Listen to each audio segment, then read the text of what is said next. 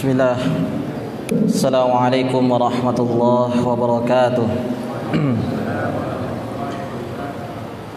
Innal hamdalillah nahmaduhu wa nasta'inuhu wa nastaghfiruh wa na'udzu billahi min shururi anfusina wa min sayyiati a'malina. May yahdihillahu fala mudilla lahu wa may yudlilhu fala hadiya lahu.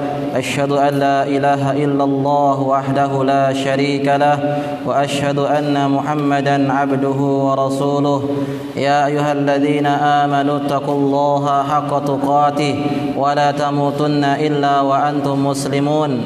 Ya ayyuhan nasu taqu rabbakumul ladzi khalaqakum min nafsin wahidah wa khalaqa minha zawjaha وبث منهما رجالا كثيرا ونساء واتقوا الله الذي تساءلون به والأرحام إن الله كان عليكم رقيبا يا أيها الذين آمنوا اتقوا الله وقولوا قولا سديدا يصلح لكم أعمالكم ويغفر لكم ذنوبكم ومن يطع الله ورسوله فقد فاز فوزا عظيما فإن أصدق الحديث كتاب الله وخير الهدي هدي محمد صلى الله عليه وسلم وشر الأمور محدثاتها فإن كل محدثة بدعة وكل بدعة ضلالة وكل ضلالة في النار.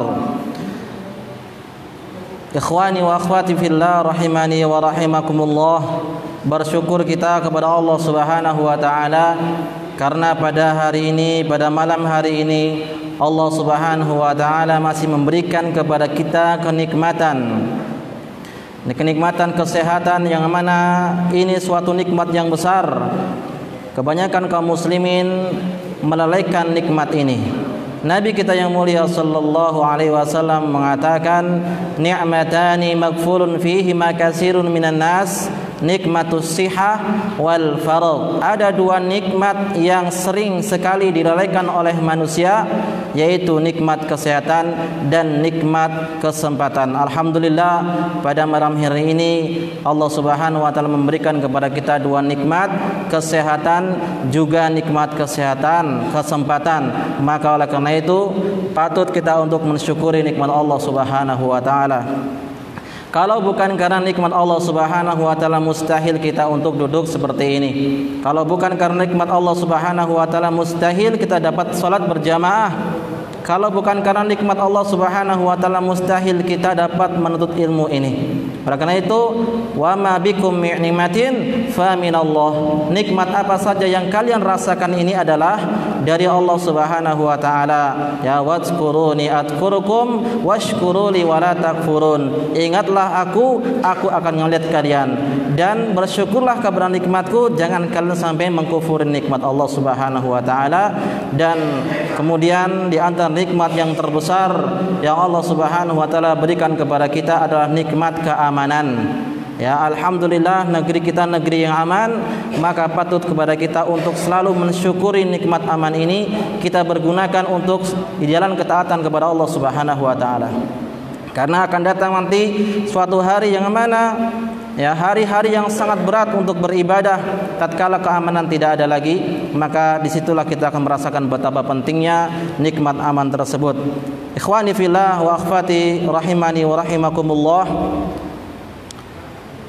Nabi kita yang mulia sallallahu alaihi wasallam mengabarkan dalam hadisnya yang sahih, mengatakan bahwasanya idza marratum biriyadil jannah farta'u.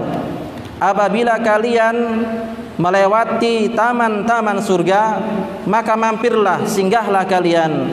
Para sahabat bertanya, apa yang dimaksud dengan taman surga ya Rasulullah? Majalisud dzikri, hilaqud dzikri, yaitu majelis ilmu. Ya, dan Syekhul Islam Ibnu Taimiyah rahimahullahu taala mengatakan, inna fid dunya jannatun, sesungguhnya di dunia ini ada surga, malam yadkhulha falam yadkhul jannatal akhirah. Barang siapa yang tidak masuk ke dalam surga yang ada di dunia ini, maka dia tidak akan masuk di dalam surga akhirat nanti. Apa ini maksud surga di dunia ini? Al-amalus saleh, al-iman wal amalus saleh. Harus beriman dan beramal saleh. Maka kita sedang belajar ilmu agama, termasuk beramal saleh, termasuk ibadah yang mulia. Maka mari senantiasa kita untuk mengikhlaskan niat kita di dalam menuntut ilmu ini. Nabi kita yang mulia sallallahu alaihi wasallam mengatakan, "Man ta'allama ilman mimma yabtaghi bihi wajha Allah la yuridu illa yuta'allam illa yusiba ardan minad dunya lam yajid arafal jannah." Barang siapa yang belajar ilmu agama yang seharusnya dia niatkan untuk Allah Subhanahu wa taala, namun dia menuntut ilmu, belajar ilmu tersebut hanya ingin mendapatkan sebagian keuntungan di dunia, lam yajid rihal jannah, dia tidak akan mencium baunya surga. Naudzubillah min dzalik. Ini pentingnya. Bahkan kita sering mendengar ada 3 kelompok, 3 orang yang akan pertama kali dijebloskan ke dalam neraka. Siapa mereka? Mereka bukan pelaku maksiat, bukan peminum khamr, bukan pezina, bukan pencuri, bukan korupsi, bukan pembunuh. 3 golongan yang akan pertama kali dimasukkan ke dalam neraka adalah yang pertama, orang yang apa? Berjihad supaya dikenal sebagai jawad, ya, sebagai apa? Sebagai pemberani. Orang yang berjihad di medan perang, dia mati terbunuh, tapi niatnya apa? Untuk dikenal sebagai orang yang pemberani. Kemudian orang yang kedua, dia orang-orang yang belajar ilmu agama atau orang yang membaca Al-Quran supaya dikenal sebagai qari, orang yang bagus suaranya, maka dia akan dimasukkan ke dalam neraka terlebih dahulu. Dan orang ketiga adalah yang bersedekah dengan niatan untuk dikenal sebagai orang yang suka memberi, suka ya dermawan, suka memberi. Maka ini sebabkan kenapa? Karena niat yang tidak ikhlas. Maka marilah kita sama-sama memohon kepada Allah Subhanahu wa taala agar meluruskan hati kita, niat kita di dalam belajar ilmu agama ini. Karena memang sebagaimana perkataan Sufyan Ats-Tsauri rahimallahu taala, ma alastu syai'an asyaddu min niyati. Aku tidak pernah merasakan mengobati sesuatu yang paling berat kecuali dalam mengobati niat saya. Karena apa? Fa innal qalba tataqallab. Karena hati itu berbolak-balik. Sekarang dia ikhlas, nanti berapa menit lagi enggak ikhlas, atau nanti ikhlas, nanti enggak ikhlas. Terus seperti itu. Maka pentingnya kita untuk meluruskan niat ini agar selalu di dalam ketaatan, selalu dalam keikhlasan dalam beribadah kepada Allah Subhanahu wa taala. Ikhwani wa akhwati fillah rahimani wa rahimakumullah.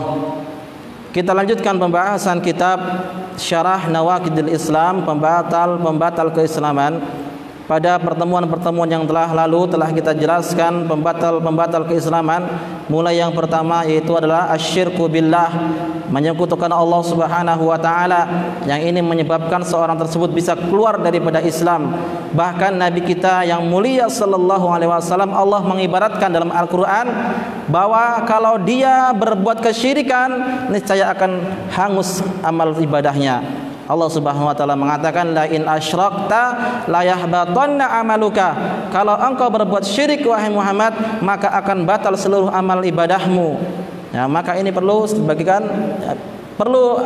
kayak seperti ini jadikan sebagai acuan kita dalam beribadah. Ya, harus menghindari segala kesyirikan yang besar ataupun yang kecil. Kemudian pembatal Islam yang kedua adalah at-tawassul bil amwat, yaitu meminta pertolongan kepada orang-orang yang telah meninggal dunia. Bukankah pembahasan yang pertama dan kedua itu mirip? Iya, betul. Asyirku, ya, pertama kesyirikan, yang kedua at-tawassul bil amwat, termasuk juga kesyirikan. Lalu kenapa dipisahkan?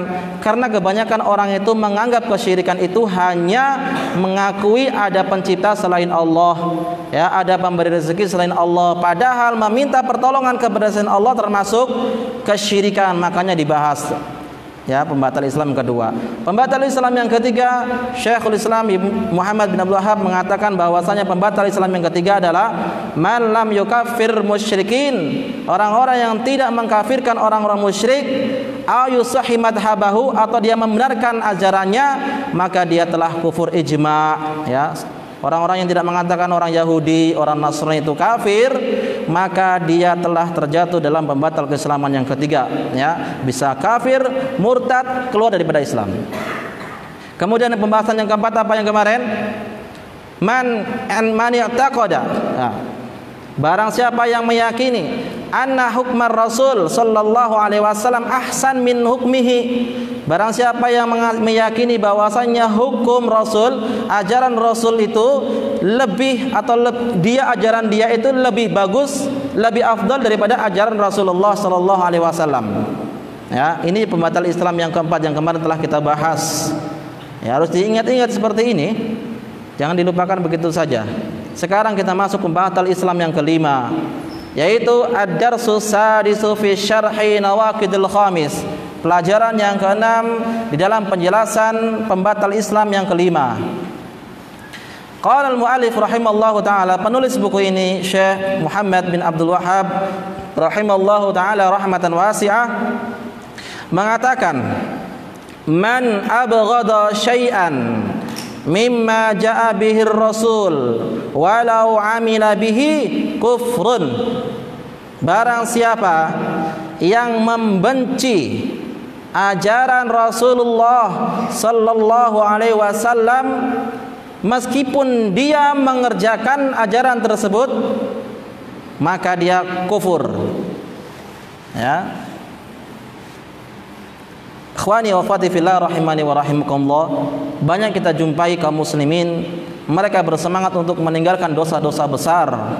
Ya, mereka bersemangat untuk meninggalkan perzinaan, mereka bersemangat untuk meninggalkan dosa-dosa besar. Namun dosa-dosa besar tersebut tidak mengeluarkan pelakunya dari Islam. Ya, seandainya dia mati meninggal dunia dan tidak bertaubat karena dosa besar, maka insya Allah tidak akan kekal di neraka. Namun apabila dia mati dalam keadaan melakukan pembatal keislaman, jatuh dalam kekufuran, maka Allah katakan dia kekal selama-lamanya di neraka. Ya, kita katakan dosa besar itu berbahaya, betul berbahaya. Namun di sana ada yang lebih berbahaya lagi, yaitu pembatal keislaman itu sendiri. Jangan sampai kita melalaikan yang seperti ini. Ya, kadang orang nggak sadar, nggak mau belajar, tak sadar, akhirnya dia terjatuh dalam masalah ini.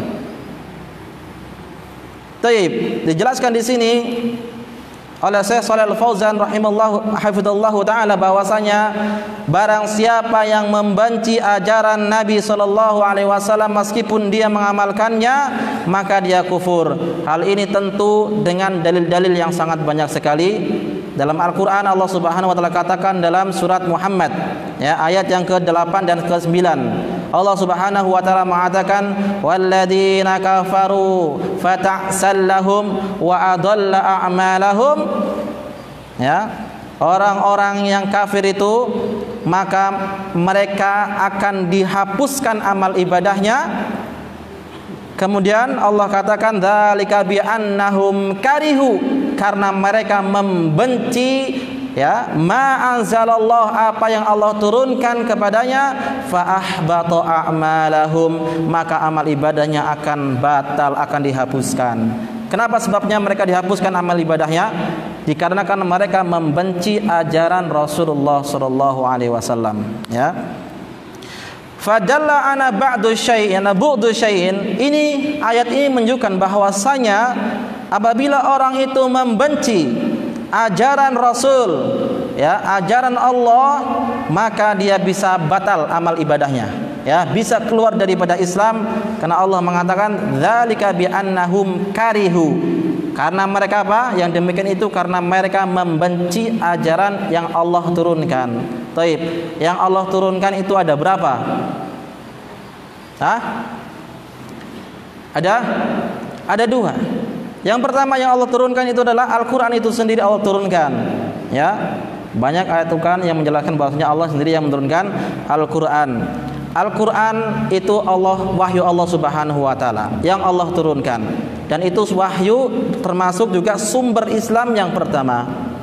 Kemudian yang kedua, Allah Subhanahu wa taala turunkan apa? Sunnah, hadis Nabi sallallahu alaihi wasallam, ini juga yang Allah turunkan. Ya, Allah mengatakan dalam surat Thaha, wa ma yantiqu 'anil hawa, dalam surat An-Najm, wa ma yantiqu 'anil hawa in huwa illa wahyun yuha. Sesungguhnya Rasulullah sallallahu alaihi wasallam dia tidak berbicara dengan hawa nafsu saja, tapi dia berbicara dengan wahyu Allah Subhanahu wa taala. Artinya setiap yang keluar dari lisan Nabi sallallahu alaihi wasallam itu melalui wahyu, ya. Tidak seperti kita ucapannya banyak sekali gitu ya, tapi kosong dari ilmu. Jadi yang diturunkan oleh Allah Subhanahu wa taala ada dua, Al-Qur'an. Kemudian yang kedua adalah hadis Nabi sallallahu alaihi wasallam. Lalu bagaimana kewajiban kita untuk yang kedua ini? Jelas setiap orang harus mengikuti Al-Qur'an. Yang kedua juga setiap kita harus, yang merasa muslim, yang beriman kepada Allah dan hari akhir, harus dia mengimani apa saja yang dikabarkan di dalam hadis Nabi sallallahu alaihi wasallam. Makna kalimat syahadat asyhadu alla ilaha illallah wa asyhadu anna muhammadar rasulullah. Apa artinya asyhadu anna muhammadar rasulullah? Ya. Kalimat tauhid asyhadu alla ilaha illallah, persaksian bahwasanya kita beribadah itu harus kepada Allah saja. Mentauhidkan Allah, mengikhlaskan ibadah karena Allah Subhanahu wa taala. Kemudian tauhid Muhammad Rasulullah, ini menunjukkan bahwasanya kita harus mengikuti Nabi, ajaran Nabi sallallahu alaihi wasallam. Ya, para ulama mengatakan makna syahadat Muhammad Rasulullah adalah ta'atuhu fima amara, mengerjakan apa yang diperintahkan, wa tasdiqu fima akhbar, yaitu membenarkan semua yang dikabarkan, wajtinabuhu mana anhu wa jazar, yaitu meninggalkan segala sesuatu yang dilarang, wa alla yu'badallahu illa bima syara'a, dan tidak beribadah kecuali dengan apa-apa yang telah disyariatkan. Itu makna syahadat Muhammad Rasulullah. Berarti kalau kita gabungkan syahadat la ilaha illallah, mengharuskan kita ikhlas, harus mentauhidkan Allah di dalam uluhiyahnya, dalam rububiyahnya, dan dalam asma wa sifatnya. Syahadat Muhammad Rasulullah diharuskan kita harus mengikuti Nabi sallallahu alaihi wasallam, harus mengimani hadis-hadis Nabi sallallahu alaihi wasallam, dan harus meninggalkan apa yang dilarang oleh Nabi sallallahu alaihi wasallam, serta tidak beribadah kecuali apa yang telah disyariatkan oleh Nabi sallallahu alaihi wasallam. Ya, itu makna syahadat Muhammad Rasulullah. Demikian pula Allah Subhanahu wa taala mengatakan di dalam surat Al-Hasyr ayat yang ke-7, "Wa ma ataakumur rasulu fakhuduhu wa ma nahakum anhu fantahu." Apa saja yang datang dari Rasul maka ambillah, dan apa saja yang dilarang oleh Rasul maka tinggalkanlah. Lihat para sahabat Nabi sallallahu alaihi wasallam dahulu, ketika ada perintah mereka kerjakan semampunya. Ketika ada larangan mereka tinggalkan. Para sahabat tidak bertanya kepada Rasulullah, kalau ada perintah, ya Rasulullah, ini sunnah, wajib atau makruh? Ya, tidak pernah demikian para sahabat. Para sahabat ketika ada perintah kerjakan semampunya. Ketika ada larangan tinggalkan. Tidak bertanya, ya Rasulullah, larangan ini makruh apa haram? Tidak ada. Lalu kapan muncul makruh, haram, sunnah, ya wajib? Kapan munculnya? Setelah imam-imam, ya imam yang keempat tersebut. Baru nanti muncul kaidah-kaidah tersebut.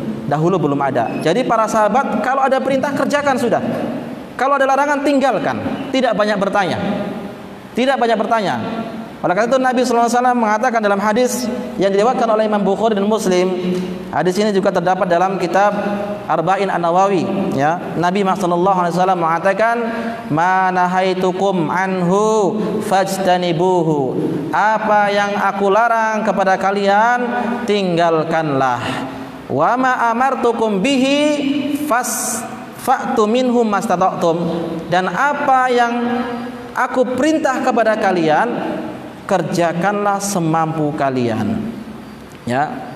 Fa inna ma ahlakal ladina man kana qablakum kasratu masailihim wa ikhtilafu ala anbiyaihim. Karena orang-orang ya yang dahulu dihancurkan oleh Allah Subhanahu wa taala disebabkan karena banyaknya pertanyaan mereka kepada rasulnya, kepada nabinya, dan banyaknya perselisihan mereka kepada nabi-nabi mereka. Jadi ada perintah kerjakan. ada larangan, tinggalkan. Jangan banyak bertanya. Ini sunnah, ini makruh. Ya. Ini hanya untuk memudahkan kita saja. Taib. Kemudian, fa mahabbatullah azza wa jal wa mahabbatu ma anzalallah a'dhamu anwa'il ibadah. Mencintai Allah Subhanahu wa taala, mencintai apa yang Allah turunkan termasuk dari ibadah yang sangat mulia, yang sangat besar, yang sangat agung. Ya, mencintai Allah dan mencintai apa yang Allah turunkan termasuk ibadah yang sangat besar. Ya. Summa mahabbatur Rasul sallallahu alaihi wasallam wa mahabbatus sunnatihi, ya. Demikian pula mencintai Rasul dan mencintai sunnahnya juga termasuk ibadah yang paling besar. Dan seorang tidak dikatakan bahwa dia mencintai Allah kalau dia tidak mau mengerjakan perintah Rasul sallallahu alaihi wasallam. Ya, seorang tidak dikatakan dia mencintai Allah kalau dia melanggar perintah Rasul. Seorang tidak dikatakan kalau dia mencintai Allah kalau dia pilih-pilih dalam mengerjakan perintah Rasul. Yang enak dia ambil, yang tidak enak dia tinggalkan. Yang sesuai hawa nafsunya dia ambil, dia kerjakan. Yang tidak sesuai dengan hawa nafsunya dia tinggalkan. Maka orang tersebut bukan termasuk orang yang dikatakan mencintai Allah. Mana buktinya? Allah berfirman di dalam surat Al-Imran ayat yang ke-31. Qul in kuntum tuhibbunallah. Katakan wahai Muhammad kepada umat Islam, kepada kita semua, in kuntum tuhibbunallah, jika kalian wahai umat Islam mencintai Allah, apa kata Allah? Fattabi'uni, ikutilah aku, ikutilah Rasul, ikutilah Nabi kita yang mulia sallallahu alaihi wasallam, baru Allah Subhanahu wa taala akan mencintainya. Yuhibbukumullah, Allah akan mencintainya. Wa yaghfir lakum dzunubakum, baru Allah akan mengampuni dosa-dosanya. Jadi belum dikatakan kalau dia mengaku cinta kepada Allah tapi dia banyak melanggar perintah Allah dan Rasulnya. Ya. Bahkan mencintai Allah Subhanahu wa taala termasuk ibadah yang sangat besar. Permasalahannya adalah sebagaimana dikatakan oleh Al-Imam Ibnu Katsir rahimahullahu taala, laisa sya'nu an tuhibba bali sya'nu an tuhabba. Permasalahannya bukan bagaimana engkau itu mencintai, tapi bagaimanakah engkau itu dicintai. Ya, setiap orang mengaku cinta kepada Allah Subhanahu wa taala. Kalau ada pertanyaan, apakah Anda cinta kepada Allah? Pasti jawabannya adalah saya cinta kepada Allah Subhanahu wa taala. Laki-laki, perempuan, besar, kecil, tua, muda, kalau dikatakan apakah Anda cinta kepada Allah? Jawabannya pasti satu, cinta kepada Allah.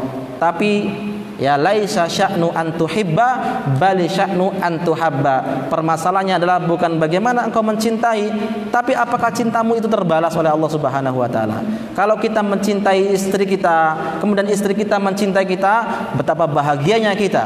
Kita mencintai anak kita, kemudian anak kita pun mencintai kita juga, betapa bahagianya.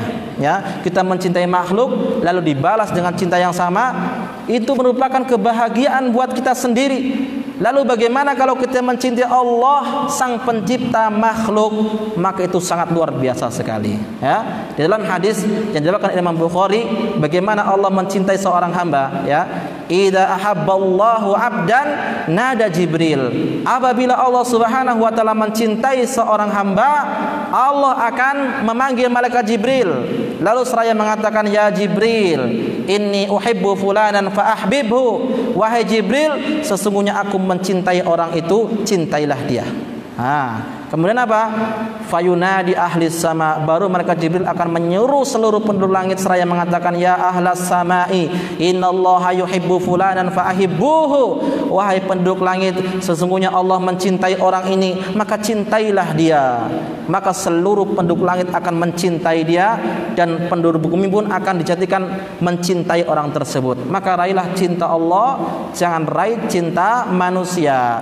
Raihlah ridha Allah, jangan raih meraih ridho manusia.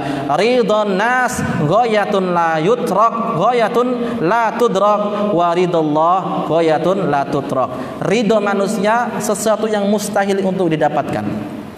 Antum bagaimanapun baiknya, pasti di sana ada orang yang membenci.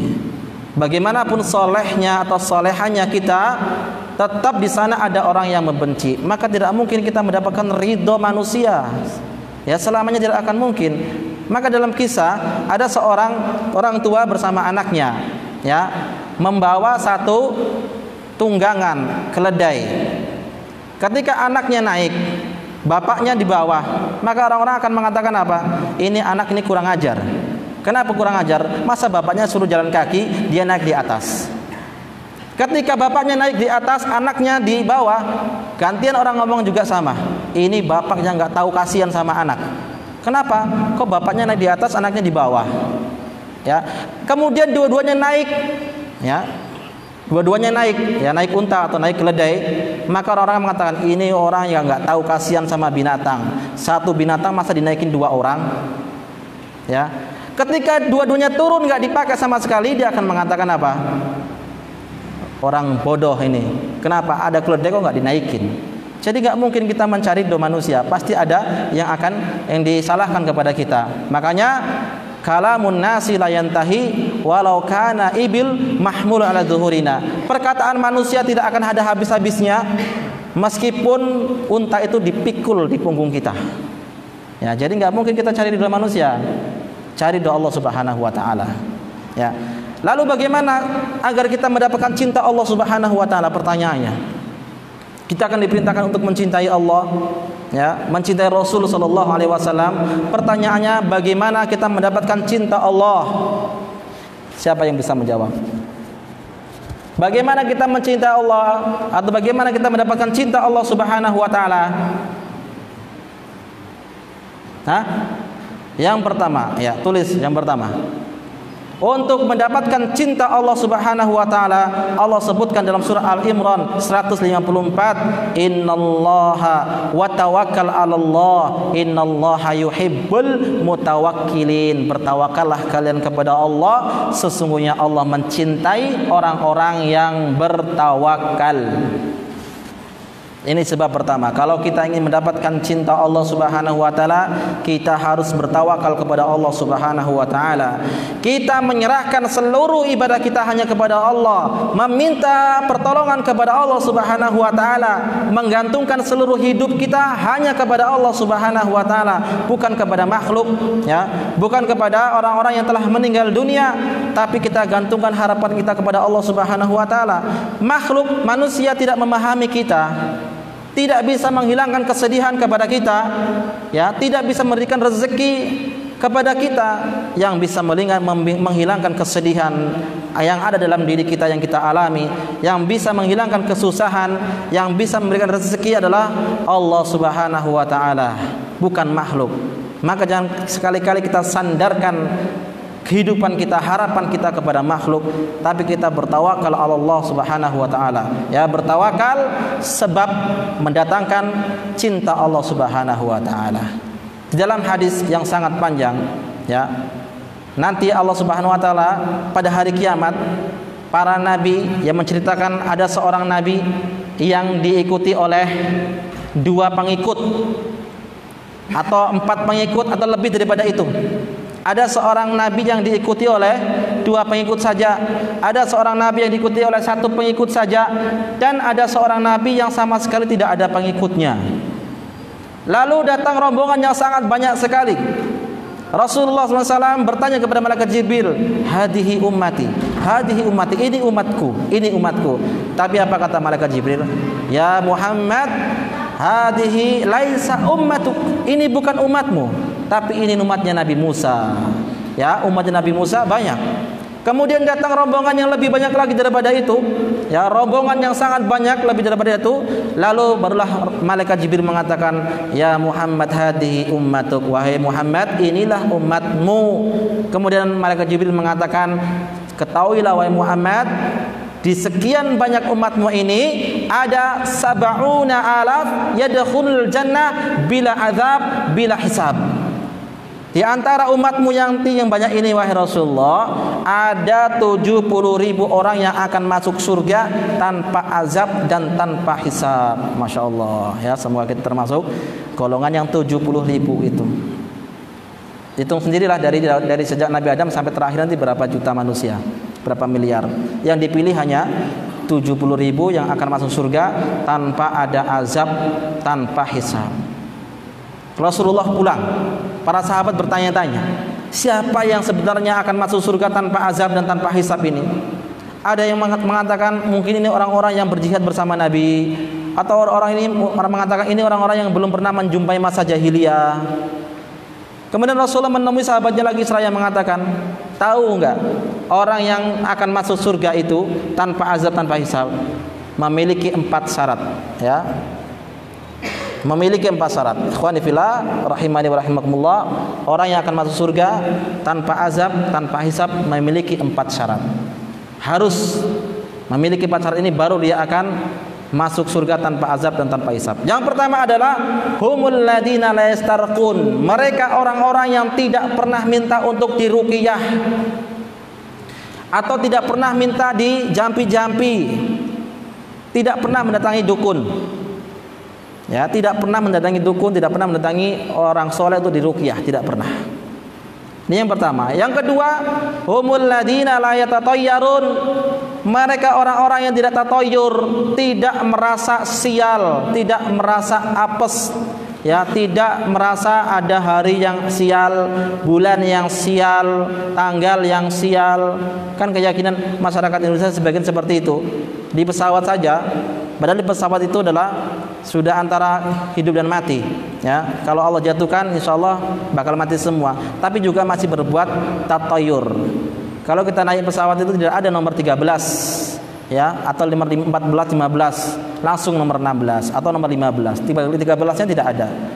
Masuk ke hotel yang tingkat tinggi juga sama demikian, nomor 13-nya tidak ada.